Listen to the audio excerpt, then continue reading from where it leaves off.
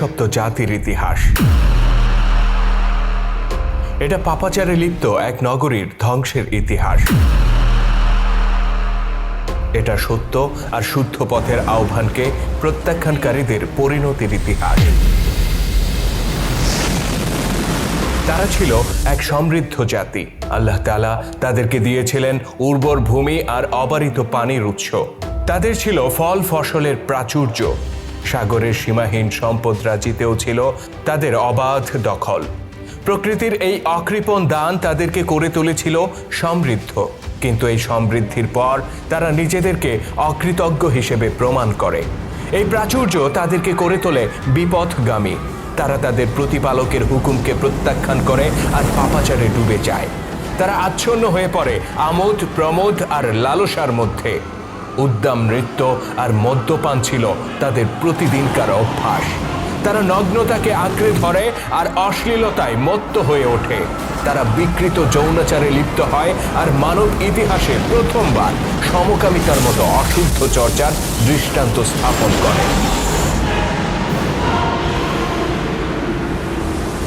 অতঃপর তাদের কাছে আসেন একজন সতর্ককারী। তিনি তাদেরকে এই অদৃষ্টপূর্ব পাপের ভয়ানক পরিণতির ব্যাপারে সতর্ক করেন আর শুদ্ধতার পথে ফিরে আসার আহ্বান জানান।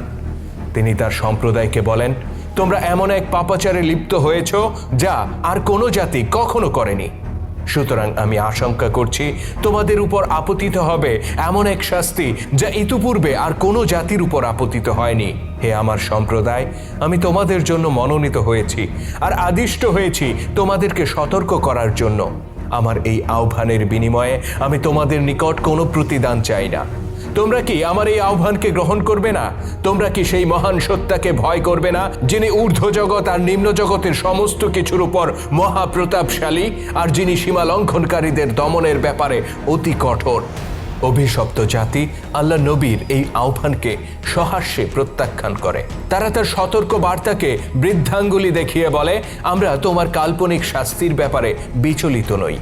তোমার চিৎকার আমাদের কর্ণকুহরে প্রবেশ করবে না আর আমাদের হৃদয়কে এতটুকু বিচলিত করবে না। আমরা সেইভাবেই উদ্দাম জীবনযাপন করব যেভাবে আমরা এতকাল করে এসেছি। আমরা সেইভাবেই রাত্রিকালে এই নগরীকে প্রমোদময় করে তুলব যেভাবে আমরা এতকাল করে এসেছি। আর আমরা সেইভাবেই নিজেদের সকল বাসনা পূর্ণ করব যেভাবে আমরা এতকাল করে এসেছি। তারা তাদের পথ প্রদর্শককে প্রত্যাখ্যান করে। তারা তাকে তাদের পাপের নগরী ছেড়ে যেতে বলে আর তার সাথীদের উপর চড়াও হয়।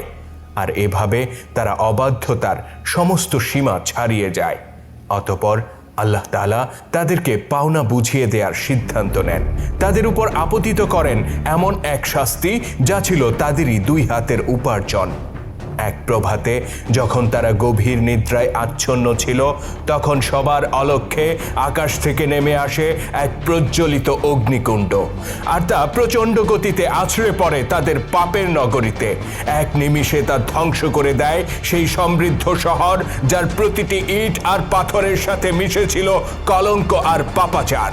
প্রচণ্ড কম্পনে ধসে পড়ে তাদের প্রকাণ্ড প্রতিটি অট্টালিকা, আর মাটির সাথে মিশে যায় তাদের সমস্ত অহংকার।